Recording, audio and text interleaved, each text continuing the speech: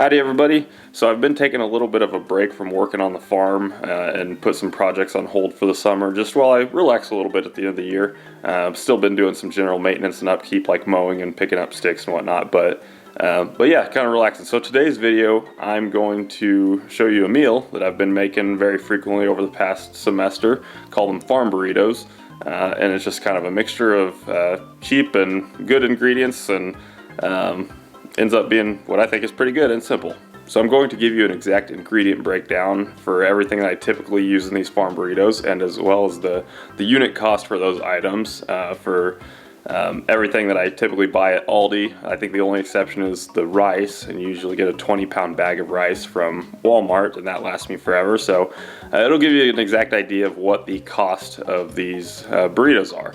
And for me personally, making this much gives me about 5 meals throughout the week. So if you're a really hard training athlete doing tons of mileage, you probably won't get as many meals out of it and might need a little bit more, but for me, this has been doing the trick. Probably the biggest variance on here from week to week is the cost of meat, depending on what type you use and where you get it.